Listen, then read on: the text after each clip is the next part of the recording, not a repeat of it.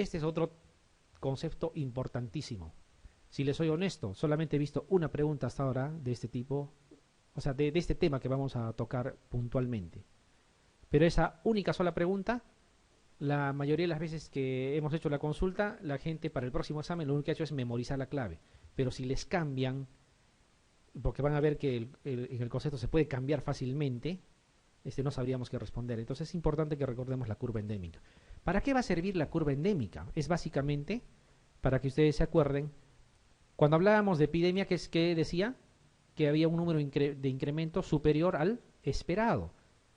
Entonces, ¿cuál es la cifra esperada? ¿Yo la pongo arbitrariamente o es algo que debe de salir de los datos que yo tengo? O sea, a eso quiero llegar. Las cifras esperadas no son algo que yo espere por voluntad propia. O sea, decir, yo espero que este año haya menos de 10 casos. No, eso no sería una cifra oficial. Porque el que está a mi costado puede esperar que haya menos de 100. Y el que está al otro costado puede decir, yo quiero que haya 0. Entonces, no es una forma, digamos, ni oficial, ni una forma correcta el poner cifras esperadas de forma arbitraria. Las cifras esperadas se obtiene evaluando los 5 años anteriores, de la forma que vamos a mostrar.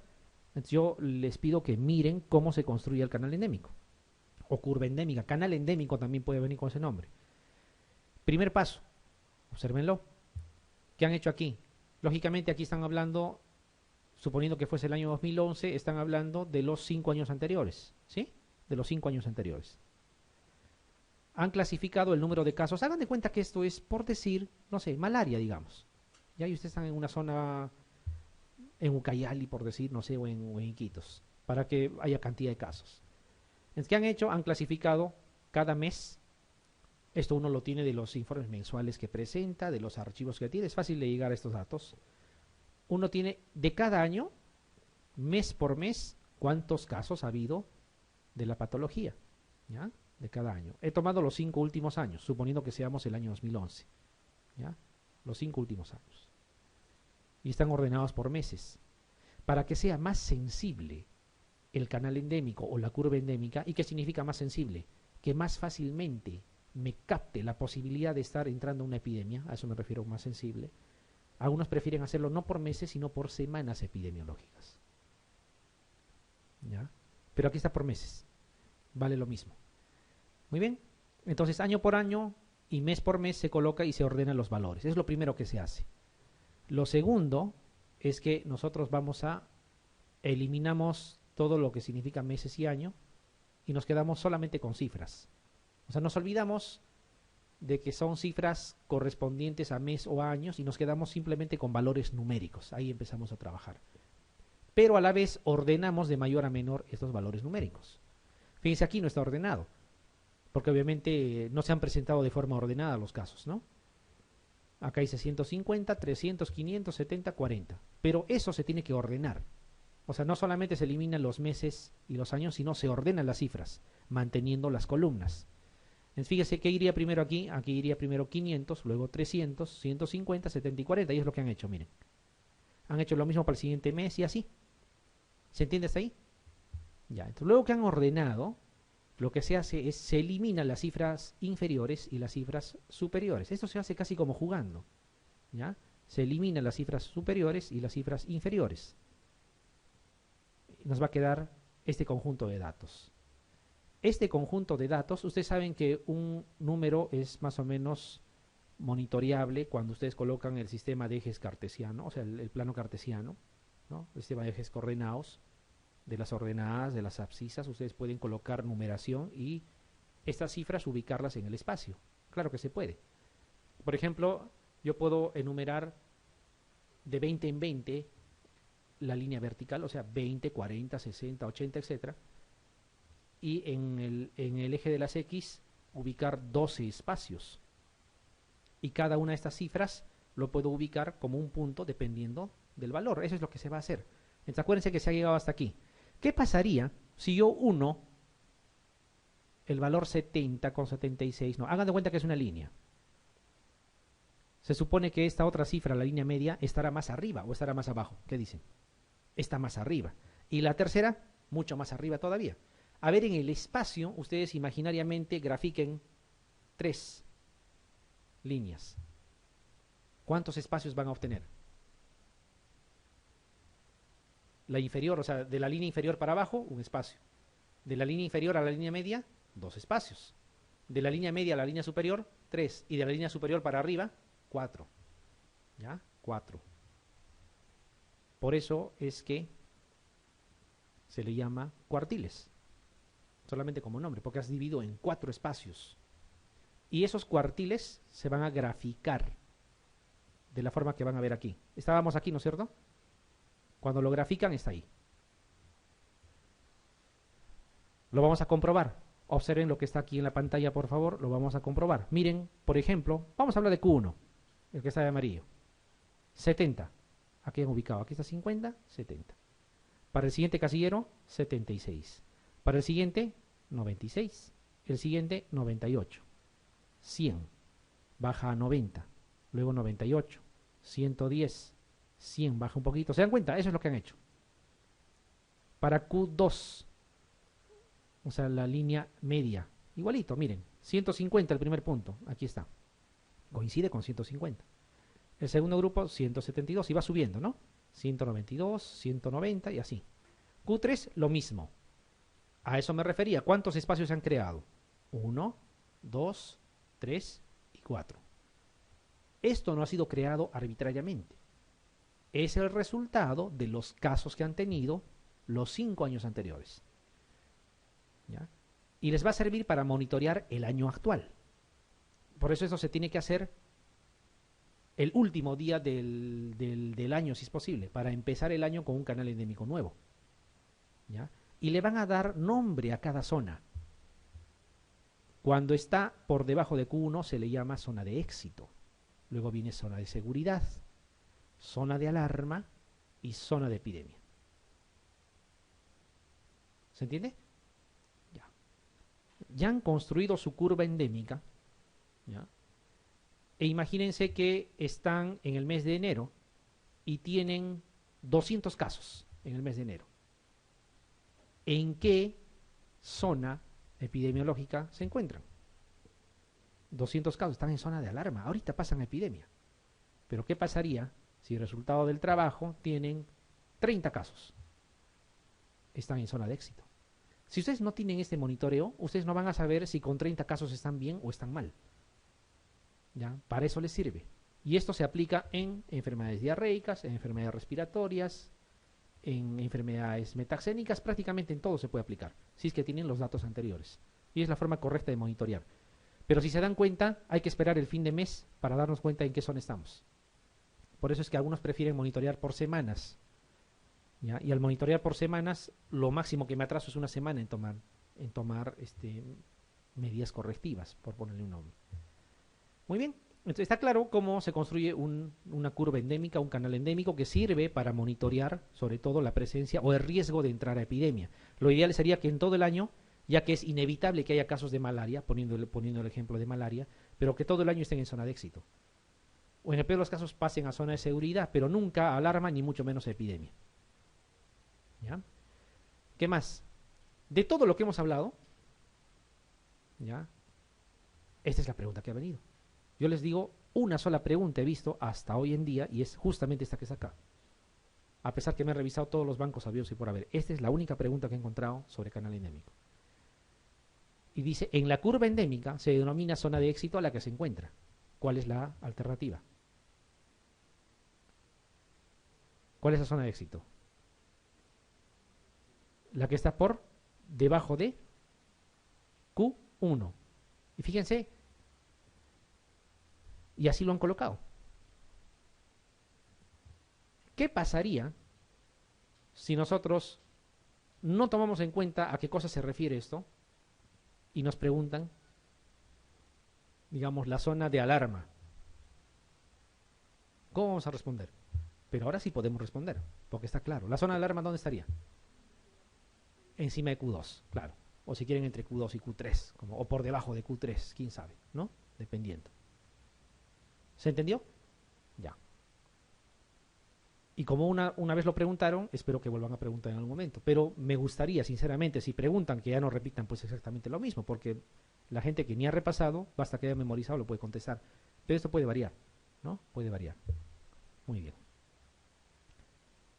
¿Para qué sirve? ¿Para endemias o para epidemias? ¿En una pandemia serviría? No tanto, no tanto. Porque ahí la cosa se sobreentiende. El concepto de pandemia parte de que ya es epidemia. Entonces no sirve. Esto es para prevenir epidemias.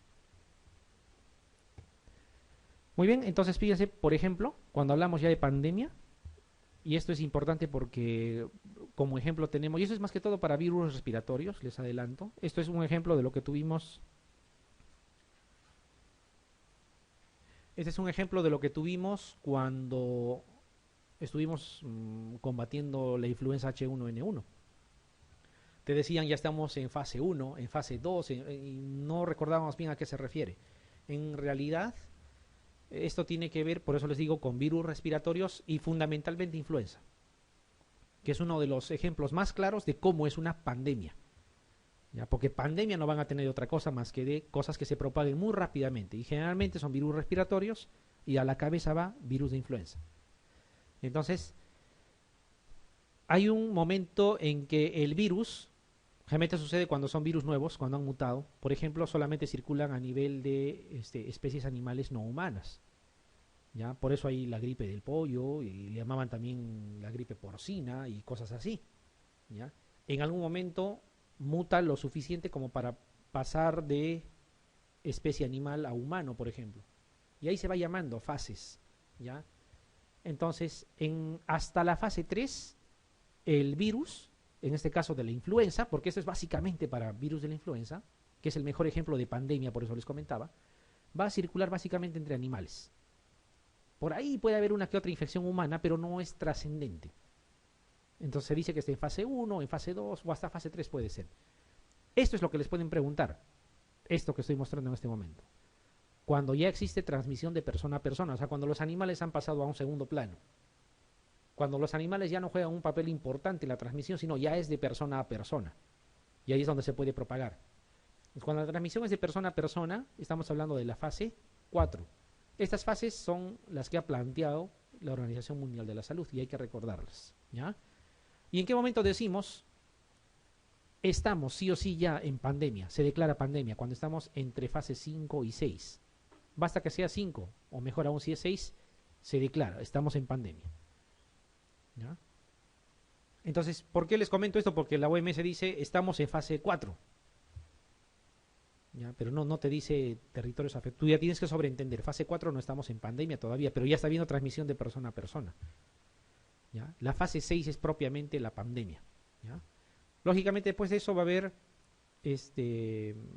haber una disminución en el número de casos, porque todo lo que va a llegar a un pico máximo tiene que descender.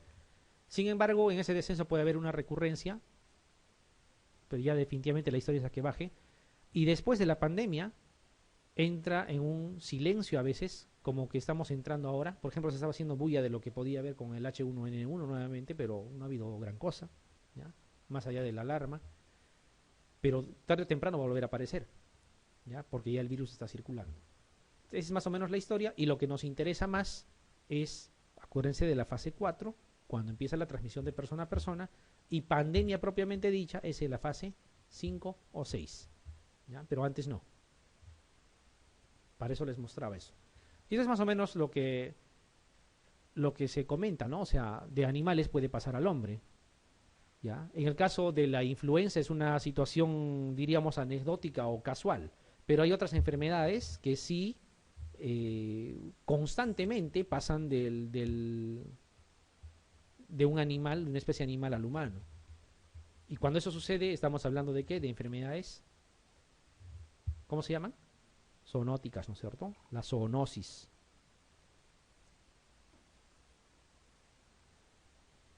Entonces, ¿qué cosa es una zoonosis? Son enfermedades de animales que también afectan a humanos. Tal y me dirá, pero ¿a quién afecta más? ¿A humanos o a animales? Justamente por esa clasificación existe dos términos todavía. La llamada antropozoonosis. ¿Ya? Esta antropozoonosis es cuando tanto animales como humanos comparten más o menos la misma infectividad. Y el otro término es la zooantroponosis. Ya lo preguntaron alguna vez y creo que también está entre las preguntas que ustedes lo tienen. La zooantroponosis es cuando más es de infectividad en animales y no tanto en humanos. ¿Tenemos ejemplo de lo mismo? Por supuesto. Por ejemplo, si hablamos de leptospira. ¿La leptospira es una zoonosis? Sí, porque afecta a animales y también afecta a humanos. ¿Ya? Pero dentro de los dos, así como enfermedad, podríamos decir que es casi igual, ¿o no? Hay humanos y hay animales con leptospirosis. Entonces vendría a ser una antropozoonosis. Pero si vemos, por ejemplo, rabia, no vamos a decir que humanos y animales comparten más o menos la misma infectividad con la rabia. No es así. Rabia es más de animales. Excepcionalmente se puede dar en humanos. Es lo que no queremos. Entonces eso ya no será una antropozoonosis. ¿Qué sería? Una zooantroponosis. Ese nombre medio raro, en algún momento lo han preguntado y lo han colocado en un examen. Y es importante que sepan diferenciar eso. ¿Hay más ejemplos de zoonosis aparte de leptospira? ¿Cuáles serían? Rabia es una de ellas, ¿no es cierto? Peste, así es. ¿Qué más? Fiebre amarilla. Afecta a primates y afecta a humanos. ¿Qué más? ¿O no hay más? Bueno, diríamos quizá los más importantes, pero hay muchas más que también afectan a humanos y afectan a animales. Todo lo que comparta ese riesgo hay que considerarlo como una zoonosis, ¿ya? Como una zoonosis. Y justamente aquí, miren, nos menciona, nos dice una zoonosis en salud pública. ¿Por qué les preguntan así? Porque acuérdense que todo lo que estamos haciendo y las clases anteriores que han hecho y que de repente yo ni he estado presente, en estas últimos días se está hablando justamente, todo eso es salud pública, ¿no? Es un concepto que engloba muchas cosas. Por eso le dicen una zoonosis en salud pública dice, enfermedad producida por protozoarios no tiene nada que ver, ¿no? Capacidad de producir inmunidad en animales al inyectar bacterias de humanos, no sé, esto ya suena Calimán, ¿cómo le llamaban eso? El humanón creo era ese que hacía experimentos, o sea, como bacterias de humanos, dice, a animales, no tiene mucho sentido. El otro dice una enfermedad causada generalmente por virus, ninguno, ¿no? Hasta que por ahí nos dicen una enfermedad que solo afecta a un determinado grupo de animales, tampoco. Si solo afectara a animales no sería una zoonosis. Una enfermedad de los animales que puede infectar al hombre, eso sí, ¿ya? Fíjense, un concepto tan simple, ahí está. Y esta es la pregunta que les digo, es una pregunta ya de hace algunos años, ¿ya? Pero se les ocurrió preguntar, y como se les ocurrió preguntar hay que recordar. Vuelvo a repetirles, una antropozoonosis no es otra cosa que tanto animales como humanos más o menos comparten el mismo riesgo de infectividad. Y zooantroponosis cuando es mucho más en animales y muy poco en humanos. Y el nombre creo que lo dice, ¿no? Cuando dice zooantroponosis. Entonces, en esa situación, como te dicen, la diferencia entre antropozoonosis y zooantroponosis es la alternativa A, dice antropozoonosis, cuando animal y hombre comparten igual infecciosidad, y está muy bien, ¿no es cierto? Cumple con el concepto, ¿ya? Pero ya les he dicho, si no habría aquí todas o la combinación de A y B, etcétera, yo marco eso y punto, y se acabó. Pero basta que yo vea todas o que vea A y B, B y C, qué sé yo, tengo que seguir mirando. El otro dice zooantroponosis es cuando la transmisión es preferentemente animal y ocasionalmente humana. También es verdad. Yo creo que ya no hay más que comentar, porque la siguiente dice zooantroponosis es el paso directo del agente infeccioso del animal al hombre, no tiene nada que ver. Y el otro dice no existen diferencias, son dos formas de decir lo mismo, tampoco, son cosas diferentes, ¿ya? La respuesta es A y B.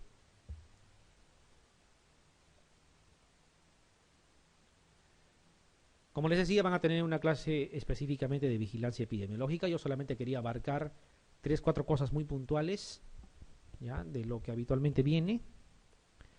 Y esto es una de las cosas que siempre viene y que a veces nos equivocamos también. Cuando hablamos nosotros de notificación de enfermedades infecciosas, ¿ya? No es otra cosa que informar al ente inmediato superior de la presencia de algunas enfermedades que estén bajo vigilancia, ¿ya? Que están bajo vigilancia. Esa información puede ser inmediata. Hay enfermedades que obligan a que sea inmediato. Hay otras que se tiene que informar de forma semanal, o sea, hay que esperar el fin de semana y el acumulado informar, ¿ya? Y hay otros términos que salen de esos dos conceptos, pero que comúnmente lo usan en los exámenes, ¿ya? Y de eso justamente quiero comentar. Al final, que estén sometidos a vigilancia son todo lo que están viendo aquí. ¿Cuáles son los grupos que ustedes deben de tener especial cuidado? Una de ellas es esta que está acá, las que están sujetas al Reglamento Sanitario Internacional. Ya, la notificación es de inmediato y son estas tres que están acá: fiebre amarilla, peste y cólera. Esto lo han preguntado como 3 o 4 veces ya en exámenes no muy lejanos, y sí es importante, ¿ya? Sí es importante porque hay varias formas de preguntar. Podrían decirles de forma directa cuáles están sujetas al Reglamento Sanitario Internacional, o podrían preguntarles de otra manera, decirles, por ejemplo, cuáles son las enfermedades cuarentenables. Y estas son las enfermedades que se les considera cuarentenables, con ese nombre: fiebre amarilla, peste y cólera, o sea, de hacer cuarentena. Cuarentena, como término, digamos, por darle un nombre, decimos etimológicamente, pareciera pues que vamos a llevarlos al rincón del universo donde nadie exista y ahí lo vamos a dejar, ¿no? Pero no, cuarentena significa aislarlos, ¿ya? Puede ser dentro del mismo establecimiento de salud, pero hay que aislarlos. ¿Por qué creen, a ver, por ejemplo, solo por poner un ejemplo, que un caso de cólera hay que aislarlo? Porque si no lo aíslas, imagínense, puede desencadenar toda una epidemia, ¿no? Y el cólera es potencialmente letal. Peste, ¿por qué es necesario aislar? El aislamiento no siempre es físico, ¿eh? O sea, no simplemente es alejarlo ni enjaularlo. El aislamiento también es aislamiento de vía aérea, aislamiento por contacto, dependiendo. Por ejemplo, en el caso de cólera, el aislamiento específicamente es aislamiento por contacto. ¿Qué significa? Lavarse las manos antes y después de atender al paciente. Usar, si van a usar un estetoscopio, exclusivo en ese paciente. Usar ropa descartable, o sea, evitar que haya contacto de cualquier cosa que haya estado cerca del paciente con otro paciente para evitar la transmisión. Ahora, o será aislamiento de vía aérea, no, ¿no es cierto? Porque por vía aérea no se transmite el cólera. Pero ¿qué pasa si hablamos de peste? También hay aislamiento, pero ahí ya no es tanto de contacto. Claro que también tendría que ver, pero acuérdense que la peste, la forma neumónica, se puede transmitir por vía aérea. Entonces ahí el aislamiento será pues usar mascarillas, por ejemplo, ¿ya? O todo lo que tenga que ver con evitar el contagio por vía aérea, ¿ya? Así más o menos va la cosa. Pero estas tres, fiebre amarilla, peste y cólera, son las enfermedades cuarentenables, las enfermedades que están sujetas al Reglamento Sanitario Internacional. Se vigila. Otra forma de preguntar es que, ¿cuál de las siguientes patologías, digamos, constituye epidemia la presencia de un solo caso? O sea, me explico mejor. Un solo caso de cólera es epidemia. Un solo caso de peste es epidemia y un solo caso de fiebre amarilla se debe considerar también epidemia. Por eso es que revisten cierta particularidad estas tres enfermedades y están sujetas a vigilancia por el Reglamento Sanitario Internacional. No confundan con las que están bajo vigilancia internacional. Por eso es que les estoy colocando así las cosas tal cual están escritas. Bajo vigilancia internacional, la notificación no es de inmediato. La notificación es semanal, ¿ya? Y ahí tenemos influenza, por ejemplo, tenemos malaria en general, incluye Vivax y Falciparum, ¿ya? La poliomielitis o parálisis flácida aguda, que es lo que estamos vigilando ahora. Si uno encuentra, por ejemplo, un caso de parálisis flácida, claro, si quiere lo puede reportar de inmediato. Sin embargo, el plazo que tienen es para reportarlo durante la semana, o sea, cada fin de semana. No sé si ustedes han reportado alguna vez el famoso BEA, a eso se refiere, ¿ya? A eso se refiere. Y ahí también incluyen el tifus exantemático. Todo esto que está aquí también se reporta, todo lo que está acá, ¿ya? Sin embargo, lo estamos colocando aparte por una sencilla razón, de que hay preguntas, ¿ya?, que les hablan de notificación inmediata, pero les ponen un complemento a la pregunta y ustedes tienen que elegir, ¿ya? O sea, por ejemplo, les ponen cuál de las siguientes enfermedades es de notificación inmediata, o cuál de las siguientes enfermedades inmunoprevenibles, por ejemplo, es de notificación inmediata. Hay que ir dándole nombre a cada grupo. Esto que está aquí encerrado, por ejemplo, se considera como enfermedades inmunoprevenibles, y es obvio, ¿no es cierto?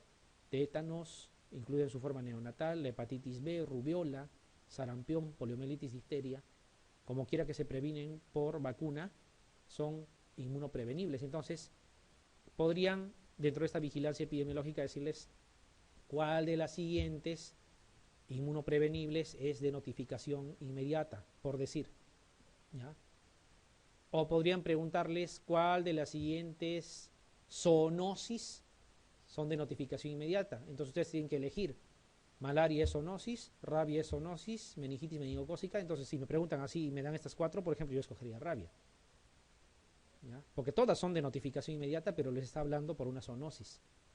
Y siempre acuérdense de este grupo, este es el más importante, esos que están a la izquierda, ¿ya? ¿Por qué son importantes? Porque hay veces que se superponen, ¿ya? Hay veces que se superponen. Cuando hablan de notificación inmediata en general, habla de esto que está aquí. Salvo que les digan bajo vigilancia internacional y piensan en estos de acá, o reglamento sanitario internacional y piensan en esas tres. Ya para todo lo demás se olvida de lo que está acá y piensan aquí. Vamos a ver y vamos a regresar si es necesario esta lámina. Solamente quiero que algo así como que lo practiquen. Vean esta de aquí. ¿Ya? Esta de aquí es una pregunta de examen año 2002. Dice, ¿cuál de las siguientes enfermedades pertenece al grupo de transmisibles metaxénicas de notificación inmediata? Mucha gente se ha equivocado. Mucha gente se ha equivocado. Y es obvio. Porque yo podría decir metaxénica es dengue, leishmaniosis también, malaria también. Podría incluir incluso tifus exantemático porque se transmite por ectoparásitos. De repente tétanos no. Está mal planteada. Alguien diría, para mí es dengue. Alguien diría, no, para mí es vivax. Porque malaria también se notifica. ¿Lleva la confusión o no? A ver, como por eso que lo hemos puesto inmediatamente después. Regresemos. ¿Cuáles están en las alternativas? Bueno, leishmania también se notifica, pero se notifica mensual, por si acaso. ¿Ya? No está bajo vigilancia, como uno cree, sino que se notifica simplemente, se notifica mensual. ¿Ya? Entonces descartaríamos leishmania, ¿sí? Pero nos seduce la idea de marcar dengue y también malaria, ¿o no? A ver, regresemos. Malaria, ¿está en qué grupo? Bajo vigilancia internacional, 7 días. ¿Ya? Yo les he dicho, todo lo que no está en estos dos grupos, consideren con este término, notificación inmediata. Ya, aquí, malaria como tal está bajo vigilancia internacional, la que incluye las dos especies, salvo que sea malaria falciparum. Pero si miramos, ¿qué dice aquí? Malaria vivax. O sea, ¿qué debo de considerar? ¿Qué le están pidiendo? Notificación inmediata. Malaria vivax, ¿dónde está? Está aquí, ¿sí? ¿Es de notificación inmediata? No, tiene 7 días. O sea, a eso me refiero. Ustedes tienen que saber bien este grupo, porque lo demás es fácil. A ver, voy a volver hasta que quede claro. Vamos a descartar malaria vivax. ¿Sí? Invita a marcar malaria vivax, por ejemplo, ¿ya? Porque es metaxénica. Pero malaria vivax, miren, ¿en qué grupo está? Acá dice falciparum, por lo tanto no se cuenta. Está aquí, ¿ya? Pero es de notificación de inmediato o tiene 7 días. Tiene 7 días, por lo tanto, no puede ser malaria vivax. ¿Se entendió? Ya. Dengue también es metaxénica. ¿Dónde está dengue? Dengue está aquí. Todo lo que no esté en estos dos grupos, vuelvo a repetirles, considérenlo como de notificación inmediata. Porque para estos dos tienen que darle nombre propio, bajo vigilancia internacional o sujetas a reglamento sanitario internacional. ¿Se entiende lo que les quiero decir? ¿Ya? Porque de lo contrario se van a equivocar. ¿Ya? Hay preguntas mucho más fáciles, obviamente. Por eso les he puesto a propósito esta pregunta. La mayoría, e incluso los que han marcado dengue, que es la respuesta correcta, tenían dudas. Te decían, estaba entre dengue y malaria, porque decía metaxénicas. ¿Ya? Pero malaria está considerada que hay 7 días para notificar, no es notificación inmediata. ¿Se entiende? Ya, cuidado con esto. Si en esta misma pregunta, miren, en esta misma pregunta les dijeran, ¿cuál de las siguientes enfermedades inmunoprevenibles es de notificación inmediata? ¿Cuál elegirían? Acá todas son de notificación inmediata, por decir. Pero como es inmunoprevenibles, ¿cuál van a elegir? Tétanos. ¿Se dan cuenta? O sea, tienen que ver ese sobrenombre que le ponen al final. Algo quería preguntarme la doctora. No, los casos de dengue son de notificación inmediata. El conglomerado, tú vas a, o sea, tú captas un caso de dengue y lo tienes que informar de inmediato. No, de inmediato, no, es que los casos de dengue se notifican como casos probables. Que la OGE al final haga su conglomerado y sus estadísticas con casos confirmados es otra cosa. Pero la mayoría de los de notificación inmediata se notifican como caso probable. Excepto tétanos. ¿Por qué no? Porque tétanos no existe el término caso probable. Como se diagnostica clínicamente, tú lo miras, es o no es tétanos. Pero todo lo demás, por ejemplo, parálisis flácida aguda, tú tienes que notificarlo como caso probable. Va a demorar en que la cosa resulte. Entonces, cuidado con ese adorno de las preguntas, ¿ya? Cuidado con ese adorno. Pero algunas son mucho más directas, sin mucho problema, como esta que está acá. Que les dicen las enfermedades objeto de cuarentena, sujetas a reglamento sanitario internacional y de notificación obligatoria. O sea, aquí lo que importa es que son de reglamento sanitario internacional. ¿Y cuáles son? ¿Qué alternativa? Así es. Algunas son así. ¿Ya? Algunas son así. No faltó personas, porque de ese año que les comento todavía había opción a reclamo. Eso de que los resultados son inapelables es de los últimos años. Antes no era así. Salían los resultados del examen y había 72 horas para reclamar con bibliografía. Pedías tu formato, llenabas lo que no te parecía que estaba correcto y fotocopiabas la literatura y lo presentaban. El gran problema era que en esas 72 horas volvía a salir otros resultados y pues ahí te daba cosas que pensar porque a veces cambiaba muy abismalmente las diferencias también. Ya, entonces, viendo eso dijeron, ya, ahora es inapelable. Entonces, ¿por qué les hago ese comentario? Porque en la anterior pregunta, debido a que existían reclamos como posibilidad, hubo mucha gente que reclamó. O sea, no está bien, es malaria y es dengue también. ¿Ya? Entonces, claro, digamos que esa pregunta como que también te lleva a confusión, ¿no? Debería ser un poco más clara, pero si alguna vez lo preguntaron, no vaya a ser que pregunten algo parecido. Entonces, la idea es que ustedes definan bien esos dos grupos que les he mencionado, ¿no? Vigilancia internacional y el otro es reglamento sanitario internacional. Todas las demás considérenlas como de notificación inmediata simplemente. Muy bien. Esta me parece que ya la hemos visto en algún momento. ¿Ya?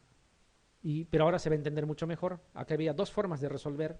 La vez pasada lo hemos visto desde el punto de vista de netamente patología tropical, cuando nos decían cuál de las siguientes medidas para el control del dengue es inapropiada. Acuérdense que el vector del dengue es uno de los pocos que transmite de forma vertical el virus a su descendencia. O sea, un Aedes aegypti se infecta y su descendencia, o sea, los mosquitos que van a nacer a partir de ese mosquito infectado ya nacen con el virus. De tal manera que el vector es muy importante en la transmisión. Si tú eliminas el vector, te libras del problema. ¿Ya? Entonces, al usar larvicidas, estás eliminando el vector. Cuando usas repelentes, te estás protegiendo del vector. Cuando fumigas, eliminas al vector. Y cuando eliminas criaderos, también estás tratando contra el vector. Pero cuarentena no tiene nada que ver. De esa forma lo resolvimos la vez pasada. Pero esta pregunta también tiene otra forma de resolver. Se llega a la misma respuesta, obviamente. ¿Cuáles son las enfermedades cuarentenables? Fiebre amarilla, peste y cólera. Dengue no está, por lo tanto cuarentena tampoco es alternativa. O sea, o lo miran desde ese punto de vista o lo miran recordando lo que es dengue. ¿Se entiende? Ya. Muy bien, y hay algunas cosas que hay que recordar como cifras de lo que tenemos en Perú. Cuando hablamos de enfermedades reemergentes, significa enfermedades que supuestamente ya estaban controladas y que nuevamente estaban reapareciendo. Por ejemplo, si reapareciera malaria falciparum en la costa norte, sería una enfermedad reemergente en esa zona. Ya está controlada entre 3 a 4 años y otra vez aparece. ¿Ya? Entonces eso tiene que ver mucho con el comportamiento y algunas actividades en los humanos. ¿Ya? Por ejemplo, acá nos dan algunas situaciones o factores para que se produzca esta reemergencia, ¿ya? O sea, que vuelvan a aparecer. nos hablan, por ejemplo, de cambios demográficos y eso es obvio. Esto, por ejemplo, nada más, en el caso del dengue. El desarreglo de la población en crecimiento tiene mucho que ver con la presencia del vector. Lugares donde no hay agua potable, por ejemplo, y la gente tiene que recolectar agua, ya es un factor de riesgo para que ahí sirva de criadero.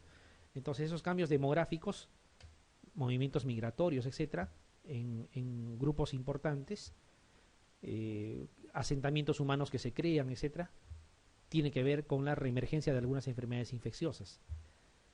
Esto de aquí que dice el impacto de la nueva tecnología y la industria es también algo parecido más o menos, ¿ya? También es algo parecido, está muy relacionado a lo anterior y tiene que ver con formas, por ejemplo, cuando hablamos de tecnología, con rapidez en los desplazamientos a nivel de viajes internacionales, por ejemplo. Imagínense una persona, por ejemplo, que tenga hantavirus incubando y vuela de Iquitos o de Brasil a Lima, todavía está incubando, y de Lima se va a Francia y ahí desarrolla el cuadro y saben que se puede transmitir también ¿no? por vía inhalatoria. Entonces esa rapidez del desplazamiento que tiene que ver con la tecnología ha hecho también de que haya enfermedades reemergentes en zonas donde ya no había, ¿ya? Esto que dice desarrollo económico y cambios en el uso de la tierra tiene mucho que ver también, ya es básicamente dos conceptos que más o menos van a lo mismo, ya van a lo mismo. Esto está mucho más claro, aumento internacional en viajes y comercio. Lo que cuanto más viajes haya, más posibilidades, sobre todo para las infecciones de tipo respiratorio. Cambios de adaptación microbiana, esto también es importante. ¿A qué cosa hace referencia esto? A la resistencia. Cuanto más usen antibióticos, y más aún si no saben para qué lo están usando, están fabricando bacterias resistentes. Ese famoso y temido Staphylococcus aureus meticilino resistente, por ejemplo, aumenta en la persona que la consume, o sea, como colonizante, cuando usa ciprofloxacino, por ejemplo. Y a ver, levanten la mano los que no recetan ciprofloxacino, mejor nadie levante la mano. Todo el mundo, a todo lo que se mueve es ciprofloxacino. ¿Ya? Entonces son pequeños detalles que tiene que ver, que está escrito, no se sientan culpables, está descrito esto, y quien ha escrito esto ni siquiera de repente los conoce, pero es algo globalmente, se está dando de forma global, ¿no? Por decirlo de una forma. Y obviamente cada vez se toma menos en cuenta las medidas de salud pública, ¿no? Justo hoy día yo venía de lo que atendíamos y me puse a observar, estamos atendiendo en un baño. ¿Eso es lógico? Un servicio de inmunosuprimidos que tengas que hacer atención de consultorio en un baño porque no hay espacio. Entonces, ¿qué significa eso? Que hay algunos cambios que no se deberían dar y no se dan más bien, ¿ya? A eso se refiere venida a menos, o sea, cada vez menos importante las medidas de salud pública.